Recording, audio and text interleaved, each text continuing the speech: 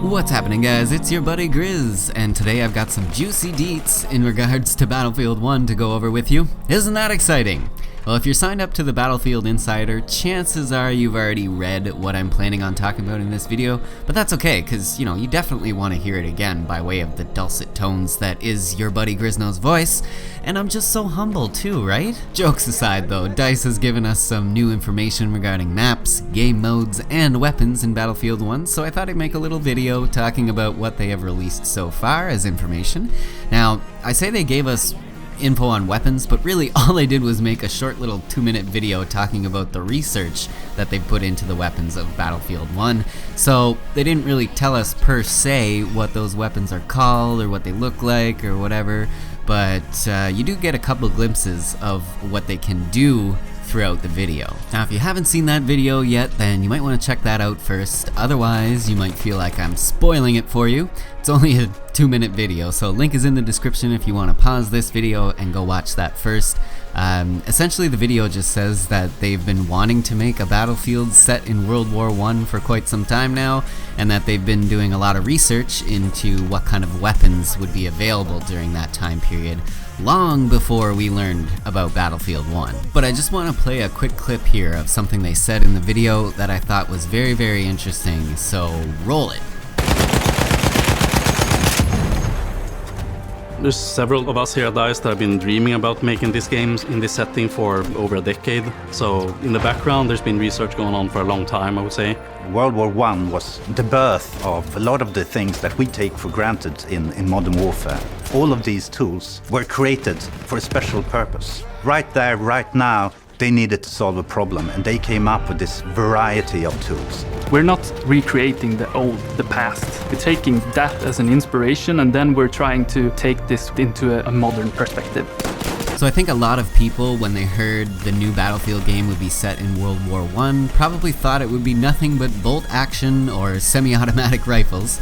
But personally, I could care less that the weapons of Battlefield 1 are not going to be 100% true to history, and I'm glad to hear that there will be an expansive array of weapons to choose from in the game, because it just wouldn't be a Battlefield game if there wasn't, and I think a lot of people would quickly get bored of the game if there wasn't, like a multitude of weapons to choose from and customize. But by the sounds of that statement, it does seem like DICE is going to include a wide array of weapons and attachments, customization options that we can choose from, so that is good news. One thing I did find kind of frustrating while playing the alpha was there didn't seem to be a piece of equipment or a weapon that would give you a fighting chance against a tank. If a tank rolled up on you and you were alone, you were basically screwed. One anti-tank grenade is not gonna cut it, and the assault class's grenade launcher thing didn't do enough damage to allow you to take out a tank either from a distance or by yourself up close. Well, at about 1 minute 27 seconds of that video, I believe, they showed us some sort of launcher taking a tank out from a distance. Thank God. I think it might have just been that launcher thing from the assault class. I'm not 100% sure. Either way, it looks like there is something that exists in the game that will give us a bit more of a fighting chance against a tank. Because that was basically my biggest gripe during the alpha, was that the tanks just seemed a bit OP, and people could sit on the outskirts of the map and just rack up kills because nobody could get close enough to them to lob a grenade.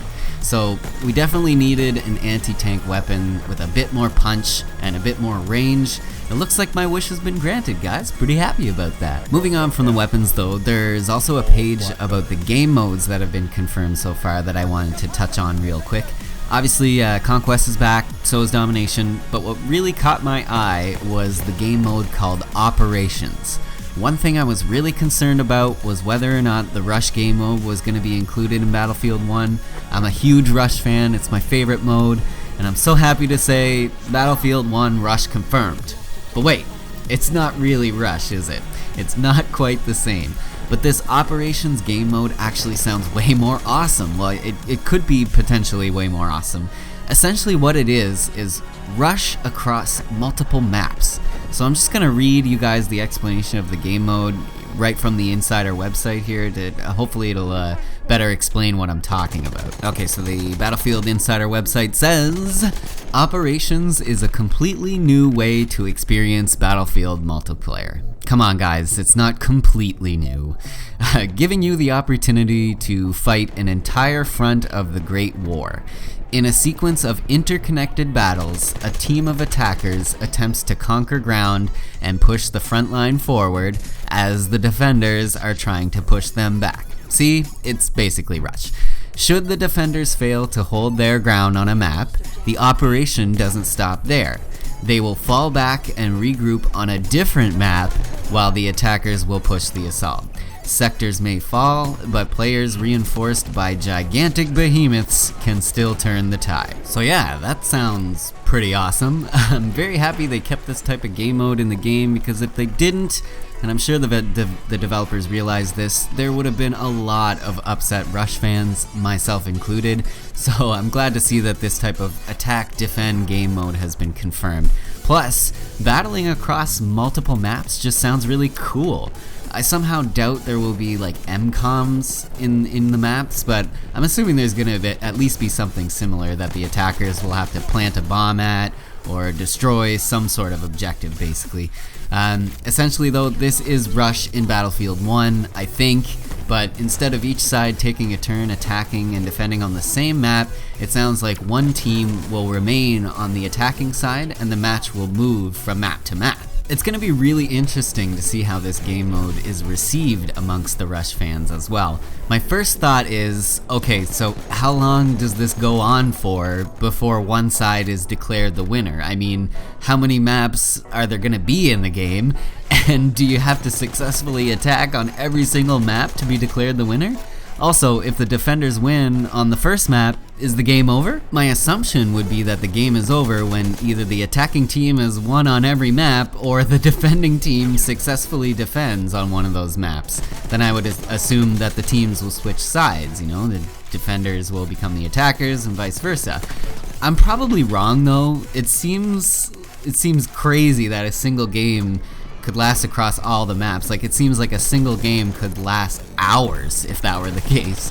But that is the gist that I'm getting so far from DICE's explanation there. Regardless of how it's going to play out though, the Operations game mode does sound like it's going to be right up my alley, and it seems like this is DICE's Rush offering for Battlefield 1. I gotta say guys, I was really doubting whether or not I was gonna buy this game, but as more information comes out, it is starting to take on more of the form of a traditional Battlefield title that we all know and love. Now I'm really interested in hearing what you guys think of this Rush-esque game mode, as always, so leave me your comments and thoughts in the comments section below. How do you think this game mode is going to play out? And do you think Rush fans are going to be happy about this mode? I'd love to hear your thoughts guys, so get commenting. Now, there were some other points of discussion that I was planning on hitting in this video, but I didn't want it to be like a super long jumbled mess of information, so I'm going to save those topics for another video. But I would like to say, just before I go, thank you so much for watching. I appreciate you guys so much, and I apologize for the lack of content I've been putting out lately. Being on vacation and having a ton of vlog footage to edit for my second channel when I got home really kind of put a damper on my video production on this channel. But this channel is my baby guys, it's the one I want to be most active on, so all that is going to change from here on out, I promise, 100%. But once again, I just want to thank you guys so much for watching. If you're new around here, I'd love it if you hit that subscribe button, guy. Plenty more to come from your buddy Grizz here. In the meantime, have a great rest of your day, everybody, and I will see you all in the near future. Peace.